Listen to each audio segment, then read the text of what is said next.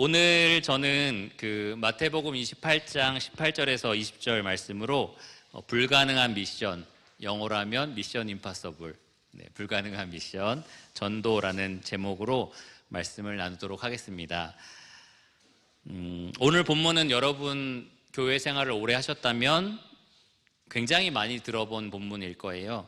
이 명령, 가서 제자로 삼고 침례를 주고 또 가르쳐 지키게 하라, 이 명령을 가르쳐서 우리가 지상대 뭐라고 할까요? 명령, 지상대 명령이라고 말을 합니다. 가장 큰 명령이다라고 해서 지상대 명령이라고 하고요, 우리에게 위임된 명령이다라고 해서 대위임령이라고도 말을 합니다. 우리에게 위임된 가장 큰 명령이라고 하기도 하죠. 이 말씀은 예수님께서 11 제자, 사도들이었죠. 11 사도들, 가룟 유다를 제외한 나머지 사도들에게 특별하게 분부하신 임무입니다. 미션이고요.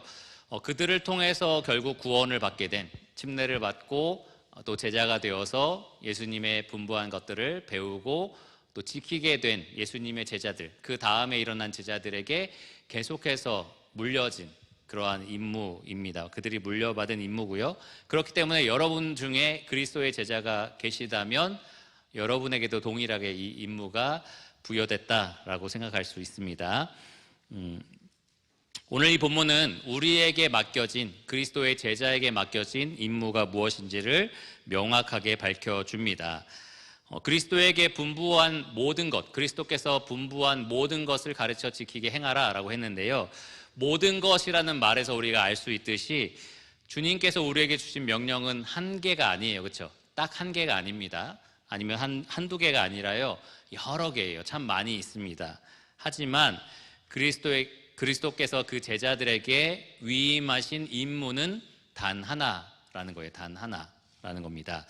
교회는 예배, 교제, 봉사, 구제, 여러 가지 다양한 일들을 합니다. 하지만 그 모든 것들을 통해서 우리가 완수해야 될 단 하나의 사명이 있다라는 거죠. 그것이 오늘 우리가 살펴볼 불가능한 사명, 불가능한 미션입니다. 바로 전도라는 겁니다. 오늘은 이 세 가지, 이 전도에 대한 질문을 제가 던지고 그에 대한 답을 본문을 통해서 찾아보려고 합니다. 첫 번째 질문은 미션은 정확하게 무엇인가? 라는 질문이에요. 미션은 정확하게 무엇인가? 미션 임파서블을 보면 한 1분, 2분 내에 정말로 복잡한 얘기들을 막 추르륵 한 다음에 5초 후에 폭파됩니다. 이렇게 나오잖아요. 그러면 영화를 보는 사람으로서는 나는 하나도 기억을 못 하겠는데 이런 생각이 들어요. 그런데 우리에게 주어진 미션은 그렇게 얼마 있다가 사라져 버려서 이렇게 전승으로 우리가 찾아 헤매야 되는 그러한 사명이 아니고요, 이렇게 말씀에 정확하게 기록되어 있는 미션입니다. 그래서 우리가 잊어버리지 않고 계속해서 찾아볼 수가 있어요. 미션이 정확하게 무엇인지 알아야 우리가 주님께서 요구하신 것을 수행할 수가 있겠죠. 그래서 오늘은 여러분 늘 들어왔지만 이 미션이 무엇인지 처음부터 끝날 때까지 한번 자세히 이렇게 살펴보시기를 바랍니다. 19절부터 미션이 이렇게 시작이 됩니다. 너희는 가서, 같이 한번 읽어볼까요? 너희는 가서 모든 민족을 제자로 삼아 아버지와 아들과 성령의 이름으로 세례를 베풀고 내가 너희에게 분부한 모든 것을 가르쳐 지키게 하라. 먼저 임무를 위임받은 대상이 누군지 나옵니다. 너희는 이라고 되어 있습니다. 너희. 여기에서 1차적인 대상은 바로 예수님의 제자들입니다. 18절 여기 보시면 18절이 아니라 16절이죠. 11 제자가 갈릴리에 가서 예수께서 지시하신 산에 이르러, 이렇게 되어 있습니다. 그러니까 11 제자가 예수님의 이 위임받은 명령을 받은 대상입니다. 그런데 오늘날 예수님의 제자들인 우리도 마찬가지로 이 사명을 이어받았다라고 앞서 제가 말씀을 드렸죠. 이 사명은 4가지 부분으로 우리가 구분하여 설명할 수 있습니다. 여기 나와 있는 명령 중에 동사를 한번 찾아보세요. 너희는 첫 번째 뭘까요? 가서. 그렇습니다. 가서. 두 번째, 모든 민족을 제자로 삼아 아버지와 아들과 성령의 이름으로 세례를 베풀고, 세례를 베풀라가 있겠고, 세 번째로는 가르치라. 그리고 네 번째로는 지키게 하라입니다. 문법적으로 보면은 지키도록 가르치라라고 해서 한 가지로 우리가 생각할 수도 있지만 어쨌든 가르치라와 지키다라는 두 가지로도 구분할 수 있겠습니다. 우리가 받은 사명을 흔히 우리가 전도 혹은 선교라고 이야기를 해요. 이 본문을 가지고 설교하는 사람은 항상 전도에 대해서 말하거나 선교에 대해서 말하게 됩니다. 그래서 이 네 가지로 제가 지금 구분한 것 중에 전도와 선교에 더 부합하는 건 무엇인 것 같으세요? 가는 것과 침례를 베푸는 것과 가르치는 것과 지키게 하는 것 중에 무엇이 더 전도와 선교에 부합한다고 생각이 드십니까? 가는 것, 그리고 구원받았으면 그들을 침례해서 성도로 맞이하는 것, 성도로 영접하는 것, 그 두 가지. 그러니까 이 사명의 전반부가 더 이 전도 혹은 선교에 부합한다라고 생각을 합니다. 그래서 많은 사람들이 이 우리가 받은 대사명을 이야기할 때 거기에 더 핵심적으로 어울리는 사람들을 가리켜서 선교사나 전도자다라고 이야기를 해요. 그 사람들이 이 주님께서 주신 이 명령에 가장 부합하는 가장 핵심적인 역할을 감당한다라고 우리가 흔히들 생각을 합니다. 그렇다면 상대적으로 그 뒤에 나오는 이 사명의 후반부인 가르치다와 지키게 하다라는 말이 조금은 부차적인 것처럼 느껴지게 되죠. 쉽게 말하면 이래요. 우리가 가서 복음을 전했고 그 사람이 구원받아서 침례를 받았으면 적어도 지옥에는 안 갈 거 아니냐. 우리가 제자로서 가르치고 훈련하는 것은 못한다 치더라도 어쨌든 가서 복음 전하고 구원받아서 침례를 받으면 그걸로 더 중요한 것들이 해결된 것이 아니냐라고 우리가 흔히 생각을 하는 거죠. 이 사명의 중요한 부분을 전방부라고 생각하고 후반부는 굳이 따지자면 전방이 아니라 후방에서 하는 작업이다. 혹은 주업이 아닌 부업이다라는 정도로 취급을 합니다. 예수님 가르침을 잘 배우고 실천하면 좋겠지만 그렇지 않더라도 아까 말한 것처럼 구원받고 지옥을 면하면 그것만으로도 이미 충분하다라고 생각을 하는 거죠. 그래서 상대적으로 우리는 가서 전하는 것에 굉장히 집중해서 그것이 곧 대사명이다라는 착각까지도 합니다. 하지만 이 오늘 주어진 이 대사명의 이 말씀을 문법적으로 보면 핵심이 되는 동사가 딱 하나 있어요. 뭐냐? 바로 제자로 삼아라입니다. 제자로 삼아라.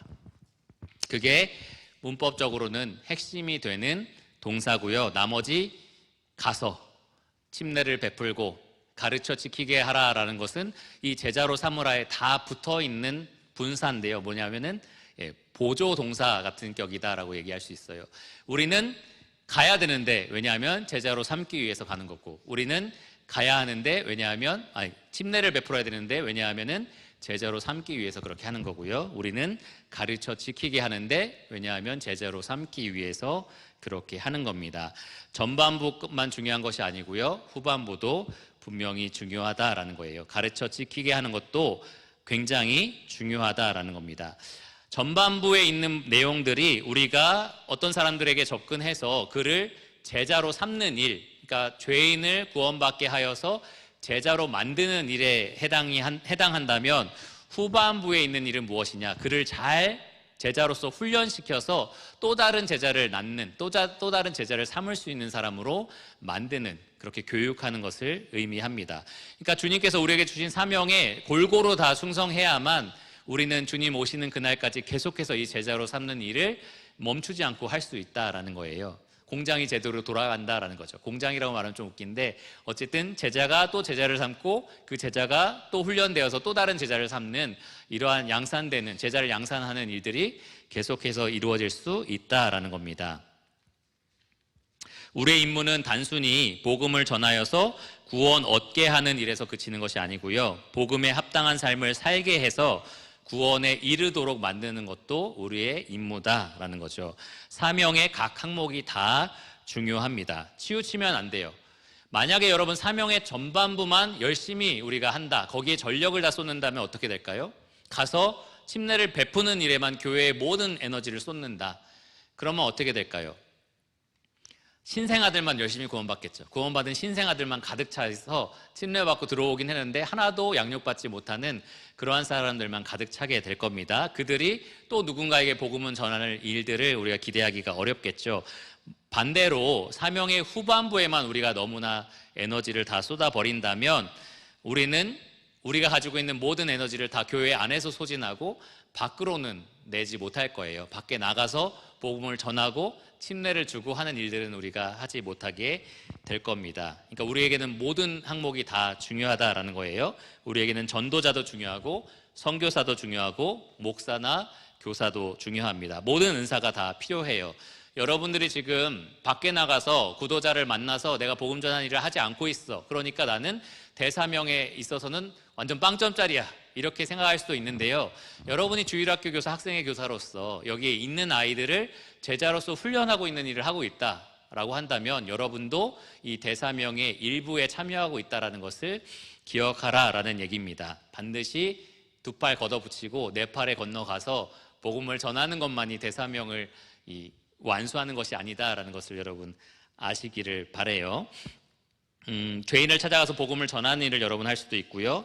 침례를 베풀어서 성도로 영접하는 일에 여러분 함께 할 수 있고요. 제자로 가르치는 일, 돌보는 일, 훈련하는 일, 그리고 우리가 제자로서 제자를 삼는 이 사명을 같이 감당하도록 옆에서 도와주는 일, 다양한 일로 여러분들은 이 대사명에 함께 할 수가 있습니다. 여러분이 이 중에 어떤 특정한 것만 해야지 대사명을 내가 감당한다라고 생각하지 마시라는 거예요. 여러분이 이 과정에 그 어떤 것으로도 충성스럽게 주님 부탁하신 일에 여러분의 가지고 있는 것들을 쏟아부을 수 있다라는 겁니다. 그런데 문제가 있어요. 문제는 주님께서 우리에게 맡겨주신 이 미션이 불가능한 미션이다라는 데 있습니다. 그것이 우리에게 있어서 큰 문제입니다. 두 번째로 그래서 미션이 왜 불가능한지에 대해서 좀 살펴보려고 합니다. 주님께서 우리에게 분부하신, 우리 교회에게 분부하신 이 사명이 두 가지 면에서는 불가능해요. 첫 번째, 가장 기본적이면서도 중대한 영적 능력의 한계 때문에 그렇습니다. 우리가 가지고 있는 영적 능력의 한계 때문에 우리는 이 미션을 완수할 수가 없습니다. 뭐냐? 우리는 사람을 거듭나게 할 능력이 조금도 없다라는 거예요. 나는 있다. 나는 내가 말만 하면 사람들이 거듭나더라. 있나요? 여러분 그러면 신종 2단으로 제가 취급을 해서 해야겠죠. 없어요. 우리에게는 없습니다. 우리에게는 죄와 허물로 죽은 자를 살리는 능력이 없습니다. 죄의 종을 의의 종으로 바꿔놓는 능력이 우리에게는 없어요. 우리에게는 조금도 존재하지 않습니다. 예수님께서는 니고데모를 찾아와서 당시 종교 지도자로서 많은 사람들에게 구원의 메시지를 선포하는 스승이었던 거죠. 그 스승에게 구원받는 방법에 대해서 뭐라고 하셨느냐? 네가 거듭나야 하겠다. 네가 거듭나야겠다라고 말씀하셨습니다. 거듭나다라는 말의 문자적인 의미는 위로부터 나다예요. 위로부터. 그러니까 내가 어떻게 할 수 있는 게 아닌 거죠. 이 땅에서, 이 아래에서 뭔가 한다고 해서 바뀔 수 있는 게 아니라는 거예요. 위로부터 태어나는 것. 하늘에 계신 하나님께서 무언가를 해야만 이루어지는 일이 바로 사람이 거듭나는 것입니다. 성부 하나님께서 계획하셔야만 하고 성자 예수님께서 그를 위해서 대가를 치르셔야 하고 성령 하나님께서 그를 새롭게 거듭나도록 능력을 더하셔야만 한 영혼이 거듭날 수 있습니다. 우리가 할 수 있는 일이 아닙니다. 우리는 다만 삼위일체 하나님이 이 영혼을 거듭나게 하셨을 때 그를 식별해서 이 삼위일체 하나님의 이름으로 침례를 주는 것밖에는 우리가 할 수 있는 게 없다는 거예요. 복음을 전하는 것과 하나님이 하셨으면 그 하신 일에 대해서 우리가 이 확증하는 일, 침례로서 그것을 확증하는 일밖에는 우리가 할 수 있는 일이 없습니다. 물론 우리가 더 설득력을 가지고 복음을 전할 수는 있어요. 남들보다 더 열심히 준비해서 대답할 것들을 더 상세하게 준비를 해서 설득력 있게 전할 수는 있습니다. 뭔가 지혜롭게 우리가 계획을 해서 복음을 잘 전할 수도 있어요. 하지만 복음의 능력은 여러분의 지혜에서 오는 게 아닙니다. 여러분 말의 설득력에서 오는 것도 아니에요. 복음의 능력은 오직 성령님의 능력에서 옵니다. 바람이 어디로부터 오는지 어디로 가는지 우리가 도저히 알 수 없는 것처럼 어떻게 이 영혼이 구원받는지 우리가 알 길이 없다라는 거예요. 다만 하나님이 우리가 복음을 전할 때 그 전한 복음을 통해서 사람을 구원하신다라는 것을 우리가 알고 있을 뿐입니다. 저도 가끔 교회에 새로운 영혼들이 더해졌을 때 복음을 전할 기회가 많이 있었는데요. 이 사람은 글렀다라고 느껴질 때가 있어요. 한 13번 정도 전하는데 한 6번, 7번째 왔을 때 아, 이 사람은 시간 낭비 같다. 나도 시간 낭비고 저 사람도 시간 낭비다. 이렇게 느껴질 때가 있는데요. 그러다가 어느 순간에 갑자기 이 사람이 확 바뀔 때가 있더라고요. 그래서 정말 내 힘으로 되는 게 아니다라는 것을 복음을 전할 때마다 느끼게 됩니다. 폴 워셔라는 목사도 한 번은 그런 얘기를 했대요. 똑같이 저처럼 느낀 거죠. 얘는 뭘 해도 안 되는구나 싶었대요. 그래서 어느 날 그 마지막으로 오늘이 마지막이다 싶은 날에 요한복음 3장 16절을 보여주면서 이걸 읽어보라고 그랬대요. 근데 이걸 한 번 읽어본 게 아니겠죠? 계속 읽어봤던 거고, 그래서 알았어요. 그러고 읽으면서 이게 제 얘기인가요? 라면서 그 사람이 구원을 받았다는 거예요. 그래서 그 사람이 뭐 방법이 없다. 우리는 그냥 말씀을 전할 뿐이다. 이런 식으로 이제 얘기를 하더라고요. 그러니까 우리가 할 수 있는 것은 사람을 거듭나게 하는 이 하나님의 말씀을 전달해 주는 것뿐, 정말 그 사람을 거듭나게 하는 것은 오직 하나님께 달려 있습니다. 자, 사람이 영적으로 태어나는 것이 하나님께만 달려 있다고 지금 말씀드렸는데, 그러면 영적으로 자라는 것은 우리에게 달려 있나요? 우리가 뭔가 어떤 사람에게 무언가를 하면 그 사람이 무조건 잘한다라는 공식이 있나요? 그렇지 않습니다. 잘하는 것도 하나님께서 하십니다. 신약시대 가장 위대한 성경 교사라고 손꼽는다면 사도 바울, 그리고 우리가 잘 아는 아볼로 같은 사람이 있을 거예요. 그런데 바울은 나는 심었고, 말씀 복음을 심었고, 아볼로는 물을 주었으되, 말씀으로 양육을 했다는 거죠. 그런데 자라나게 하시는 분은 하나님이시다라고 이야기를 했습니다. 하나님만 자라나게 하십니다.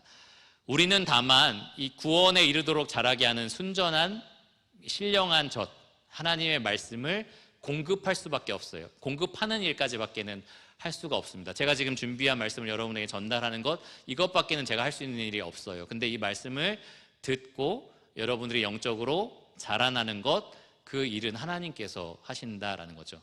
이 결과물을 내가 이끌어낼 수 있는 것이 아니다라는 겁니다. 그게 저에게 있어서 큰 위로가 됐는데, 저 청년 도대체 왜 저래? 내가 몇 년 동안 붙잡아줬는데 도대체 왜 이러는 거야? 하면서 나 스스로 자책을 할 수가 있거든요. 내가 못났나 보다. 내가 더 이렇게 했어야 되는데, 이런 생각을 쉽게 할 수 있는데, 물론 어떻게 더 도와줄 수 있을까라는 것을 고민하게 하는 것은 좋지만, 너무 지나친 어떤 자책감이라든지 그런 거에 빠지지 않을 수 있는 이유가 여기에 있다는 거죠. 하나님이 저 사람을 붙들고 계시고 자라게 하시는 것도 하나님이시다라는 것을 제가 확신하기 때문에 그렇습니다. 내가 할 일은 다만 하나님 말씀을 그에게 전달해 주는 것뿐이다라는 거죠. 우리는 말씀을 전달해 줄 뿐이고, 그 전달된 말씀을 양분으로 삼아서 그 영혼이 자라나게 하시는 분은 하나님이다라는 겁니다. 실제로 자라나게 하는 일에 우리가 할 수 있는 일은 없다는 거죠. 그 능력이 우리에게 존재하지 않고 오직 하나님에게 있다라는 겁니다. 그게 첫 번째 우리가 이 받은 미션이 불가능하다라는 이유예요. 우리가 실제로 누군가를 구원받게 하거나 영적으로 자라게 하는 능력이 우리에게 없기 때문에 그렇습니다. 두 번째는 우리가 이 땅에 제한된 유한한 존재이기 때문에 그렇습니다. 우리가 초월적인 존재가 아니다라는 거죠. 나는 생각만 하면 어디든지 갈 수 있다. 이 세계 어디든지 나는 다 다닐 수 있다라고 생각하시는 분 없죠? 일단 돈을 모아야 되고 비행기를 타야 되고, 하여튼 여러 가지 제한된 수단에 우리가 묶여 있는 존재들입니다. 그리고 뭐 그렇다 쳐도, 돈이 아무리 많다 쳐도 여러분이 회사에 매여 있죠. 그리고 가정에 매여 있습니다. 어쩌면 평생 해외여행을 안 가보고 하나님을 만나게 될 분들도 있을지 몰라요. 뭐 좀 슬픈 일이지만 아직 안 가본 분, 나는 해외에 한 번도 나가본 적이 없다. 한두 분 계시네요. 네, 그러실 수도 있다라는 거죠. 그러니까 우리가 참 평생을 두고 우리 삶을 돌이켜 본다면, 이렇게 한번 생각해 본다면, 정말 내가 밟을 수 있고 이 접촉할 수 있는 사람들이 굉장히 제한적이다라는 것이 분명합니다. 우리는 주님 명령에 따라 가라라고 해서 갈 수는 있는데, 저기를 다 갈 수 있는 존재가 아니다라는 거죠. 참 제한된 곳만 갈 수가 있습니다. 우리를 둘러싼 사회 밖으로 여간에서는 나갈 일이 없고요. 우리는 언어 장벽에도 매여 있습니다. 외국인 만나면 막 전도할 수 있는 사람 몇 명 있겠죠. 우리 여기 예찬 형제 할 수 있겠죠. 부호 형제도 할 수 있겠죠. 그런데 뭐 네팔어를 쓴다 그러면은 못하겠죠. 그러니까 우리가 언어 장벽에도 매여 있어요. 넘기 힘든 문화의 장애물도 있습니다. 죄인의 강팍한 마음을 우리가 뚫는 것도 어렵고요. 그리고 죄인을 둘러싼 무리, 어떤 세상의 그런 풍조를 우리가 거스르는 것도 어렵습니다. 그 배후에 있는 사탄의 세력들을 우리가 싸워서 이기는 것도 쉽지가 않습니다. 결론적으로 우리는 이 주님 주신 미션을 수행하기에는 너무나 연약한 존재들입니다. 무능력하다라고 말할 수 있을 정도로 우리가 할 수 있는 일이 별로 없습니다. 땅에 있는 여러 한계를 뛰어넘을 수 없을 뿐만 아니라 오직 하늘에 달려있는 이 영혼 구원에 대한 일을 우리가 하라고 하다니 정말 불가능한 일 아닌가라는 생각이 드는 거죠. 차라리 예수님이 그냥 이 땅에 계셨다면 할 수 있잖아요. 예수님은 우리와 똑같은 사람이시지만 우리의 한계를 다 뛰어넘는 무한하신 하나님이시니까 이 우리에게 주신 사명을 홀로 다 담당하실 수 있는 분 아닙니까? 전 세계를 돌아다니시면서 복음을 힘있게 전달하실 수 있는 분이 예수님이시잖아요. 사람의 영혼을 구원하실 수 있는 능력이 그분의 말씀 속에 있잖아요. 그런데 왜 예수님은 승천하시고 남겨진 제자들에게 복음을 전하라 라고 말씀을 하셨을까요? 왜 불가능한 미션을 우리에게 남겨두고 떠나신 것일까요? 마지막 세 번째로 그래서 이 미션이 어떻게 가능한가라는 것을 찾아보려고 합니다. 여러분, 하나님은 절대로 우리가 할 수 없는 것을 하라고 명령하시는 분이 아니세요. 우리가 할 수 있기 때문에 하라고 명령을 하십니다. 우리에게 의지를 더하시고요, 우리에게 지혜를 주시고 또 우리에게 능력으로 함께 하십니다. 주님께서 주신 명령을 가만히 잘 살펴보면 앞, 뒤로 이런 내용들이 있다는 것을 우리가 알 수 있어요. 18절에 보시면 예수께서 나와 말씀하여 이르시되 하늘과 땅의 모든 권세를 내게 주셨으니, 그리고 사명이 나오고요, 사명 끝에 20절 보시면 내가 세상 끝날까지 너희와 항상 함께 있으리라. 주님께서 우리와 항상 함께 있겠다라고 약속하신 이 말씀은 그냥 너희가 이 사명을 감당할 때 옆에 있어 줄게 라는 내용이 아니죠. 난 옆에 그냥 있으면서 너네 잘하나 못하나 보고 있을게 라는 말이 아닙니다. 주님께서 함께 사명을 감당하시겠다라는 말이에요. 우리가 아까 불가능하다라고 했던 영역들에 대해서 주님은 온전한 권능을 가지고 계십니다. 18절에 나와 있는 것처럼 하늘과 땅의 모든 권세를 주님께서 받으셨습니다. 하늘에 속한 영혼 구원과 영혼이 자라나는 데 필요한 모든 능력이 주님께 있고요, 땅에 제약된 우리의 그 한계들을 뛰어넘을 그러한 권세를 주님께서 가지고 계십니다.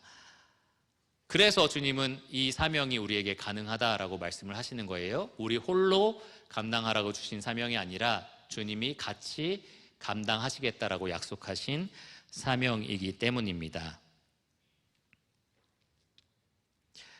우리에게는 영혼을 구원하는 하늘의 권세가 없지만 주님께는 그 권세가 있습니다. 우리에게는 이 땅 곳곳에 다니면서 여러 가지 장애물들을 뛰어넘으면서 사람들에게 복음을 전할 수 있는 그러한 능력이 없지만 주님에게는 있습니다. 그래서 우리는 주님과 함께 이 사명을 감당할 수가 있습니다. 여러분, 전도라고 하면 벌써부터 죄책감이 확 들 거예요. 나를 통해서 구원받은 사람이 몇 명이나 있나, 내가 전도한 사람이 몇 명이나 있나 이러면서 나는 참 뭐라고 하죠? 악하고 게으른 종아라는 말을 듣겠구나, 이런 생각이 아마 들 겁니다. 실제로 달란트 비유에서 많은 학자들은 남겨진 그 달란트, 그러니까 2달란트 받았는데 2개를 남기고 5개 받았는데 5개를 남기는 그 비유에서 이 남겨진 그 달란트, 그 벌어들인 달란트가 나를 통해서 구원받은 영혼들이다라고 말하는 사람들이 꽤 있어요. 그러니까 그만큼 우리에게 장사라고 주신 것들이 실제로 우리가 가지고 있는 이 자원들을 통해서, 은사들을 통해서 어떤 사람들을, 몇몇의 사람들에게 이 복음을 전달했느냐, 그들이 어떻게 하나님 나라에 들어오게 되었느냐, 이 열매로서 거둬들여지게 됐느냐와 관계가 있다라고 말을 합니다. 그래서 여러분 좀 죄책감이 드시는 거죠. 예전에 한번 제 중학교 동창이 수요 집회 때 왔었는데 키가 2m가 넘어요. 근데 중학교 때 제가 우리 반 대표로 농구팀 별로 없었으니까 한 20명 가까이 됐었는데 나름 농구할 줄 안다라고 해서 대표로 있다가 그 친구가 오는 바람에 뺏겼어요. 그래가지고 하여튼 재밌었는데 그 친구가 한번 수요 집회에 와서 저한테 나 너 때문에 구원받았잖아 라고 얘기를 해준 거예요. 근데 왜냐하면 그때 이제 분단별로 청소구역이 정해져서 오늘은 이 분단 청소야, 뭐 3분단 청소해 하면서 담임 선생님 집에 가시면 애들이 다 집에 가버리는 거죠. 근데 그때 저 혼자 남았는데 제가 청소를 다 하고 집에 갔나 봐요. 근데 그 친구가 그거를 보고 자기는 집에 도망가면서 쟤는 도대체 왜 저럴까? 바보 아닌가? 이런 생각을 하다가 차츰차츰 이제 구원에 이르도록 하나님께서 마음을 변화시켜 주셨다라는 말을 했습니다. 그 얘기를 들을 때 제가 어떤 생각이 들었냐면 참 감사하다, 하나님이 그렇게 역사하셨구나라는 생각에 감사하다는 생각과 동시에 나는 일단 한 명은 있다. 약간 나는 일단 천국 갔을 때 한 명은 있다. 적어도 하나님께 제가 좀 부끄럽긴 하지만 한 명은 있습니다. 약간 이렇게 얘기할 수 있겠다. 약간 그런 생각이 들긴 했는데 그만큼 이 전도에 대한 이야기를 할 때에 우리 마음에 그러한 어떤 죄책감이라고 할까요? 그리고 어떤 무거운 책임감은 있는데 그렇게 하지는 못하는 것 같고 뭐 그런 마음들이 있습니다. 실제로 우리가 나태하기도 하고요. 뭐 세속화돼서 여러 가지 딴 것에 정신이 팔린 문제도 분명히 있긴 합니다. 그런데 여러분 전도를 생각할 때에 오늘 들은 말씀을 생각하면서 여러분이 꼭 기억하기 원하는 것은 우리가 할 수 없는 무언가를 하기 위해서 애써 노력하다가 거기에서 자포자기하지 말라라고 말을 하고 싶어요. 우리가 할 수 없는 그것에 너무나 애쓰지 말라라는 겁니다. 여러분이 할 수 있는 그것에 충성하시라는 거예요. 주님께서도 여러분에게 이 사명을 맡기실 때는 여러분이 할 수 있는 그것에 충성하라고 말씀을 주신 거예요. 무엇이냐? 가서 복음을 전하는 것, 거기까지입니다. 그 사람이 구원받거나 어떤 반응을 보이는 것은 하나님께 달려있는 일인 거예요. 여러분에게 맡겨진 영혼들, 학생이면 학생의 아이들, 주일학교면 주일학교 아이들, 또 이 청년들 사이에서 서로 돌봐주고 제자가 될 수 있도록 서로 북돋아줄 수 있잖아요. 그러한 일들을 할 때도 여러분이 할 수 있는 것은 말씀에 기초한 권면을 하는 것뿐입니다. 말씀에 기초한 위로와 권면을 하는 것뿐이에요. 그렇게 하고 나서 그 반응들, 그 결과들은 온전히 하나님께 맡기시기를 바랍니다. 최선을 다해서 내가 복음을 전했지만 몇 년 동안 아무런 결과가 없을 수도 있고요. 내가 진짜 밤에 전화도 받고 나가서 만나주기도 하고 이 영혼을 붙들기 위해서 정말 애썼지만 오히려 영적으로 후퇴하는 것처럼 보이는 그런 때도 분명히 있습니다. 그럴 때에 낙심할 수 있거든요. 그리고 나는 그동안 몇 년 동안 뭐 한 거지? 이러면서 좀 좌절할 수도 있습니다. 그런데 그러지 마시고요. 하나님께서는 그 결과가 아니라 여러분이 얼마나 충성스럽게 여러분에게 맡겨진 일에 열심히 했느냐를 보신다라는 거예요. 그러니까 여러분 그 일에 충성을 다 하시기를 바랍니다. 맡겨주신 그 일, 여러분이 할 수 있는 그 일에만 충성을 다 하시기를 바랍니다. 여러분 가서 복음을 전하면 주님은 그 복음으로 사람을 구원하세요. 그러면 우리는 그에게 침례를 베풀고요. 그에게 주님 분부한 모든 것을 가르치게 합니다. 그리고 지키도록 노력을 하는 거죠. 그러면 우리가 그렇게 전달한 가르침을 통해서 주님은 그를 자라나게 하실 겁니다. 여러분 통해서 얼마나 많은 영혼이 구원받았는지 세지 마세요. 저처럼 한 명이라고 세지 마시고요. 한 명 외에 더 있을 거라고 지금 생각을 하는데 어쨌든 그렇게 세지 마시고요. 또 여러분 통해서 얼마나 많은 성도가 영적으로 자라났는지를 가늠하려고 노력하지도 마시기를 바랍니다. 물론 그것이 여러분에게 어느 정도 위로가 되고 격려가 되는 것은 사실이지만 거기에 너무 집착하면 또 그걸로 인해서 좌절하고 실망하기 마련이에요. 여러분은 오직 하나님께서 맡겨주신 그 일에만 충성하시기를 바랍니다. 실제로 하늘나라 가면 여러분 깜짝 놀라게 될 거예요. 저를 수요 집회 때 만나러 왔던 그 친구처럼 천국에서 여러분을 만나러 누군가 와서 나 너 때문에 구원 받았잖아 라고 하는 사람이 있을 수 있어요. 네가 어린이집에서 이렇게 하는 걸 보고서 나는 구원 받았다. 나는 네가 회사에서 이렇게 하는 걸 보고서 구원 받았다라는 사람이 분명히, 여러분 이 말씀을 들으면서 반대가 있을까라는 생각에 약간 걱정하실 텐데 그럴 수 있다는 거죠. 그러니까 내가 주어진 하루하루 나에게 맡겨주신 그 일에만 충성할 때에 주님께서는 충성스러운 우리의 그 순종을 통해서 우리가 그 미션에 열심히 참여하는 그 일을 통해서 주님께서 하실 일, 주님께서만 하실 일을 반드시 이루실 겁니다. 여러분 그런 충성된 도구가 되시기를 간절히 바랍니다. 기도하고 말씀을 마치겠습니다. 하나님 감사합니다. 오늘 우리에게 주어진 이 대사명이 우리에게 각 사람에게 주님께서 주신 사명인 것을 저희가 믿습니다. 우리가 이 사명을 제껴놓고 개인의 삶을 살아가지 않도록 도와주시고, 혹 우리가 할 수 없는 것들을 쫓다가 지치고 낙심하여서 주님께서 주신 사명을 포기하고 그냥 살아가지 않도록 도와주시기를 원합니다. 주님은 반드시 우리를 통하여 역사하십니다. 반드시 우리의 충성스러움을 통하여 주님께서는 영혼을 거듭나게 하시고 또 영혼을 자라나게 하십니다. 주님께서 우리가 자는 사이에, 우리가 알지 못하는 사이에 하실 그 놀라운 초자연적인 역사를 바라고 기대하면서 우리가 할 수 있는 일, 또 우리에게 맡기신 그 일에 충성하게 하여 주시기를 원합니다. 모든 것을 예수 그리스도의 이름으로 감사하며 기도드렸습니다. 아멘.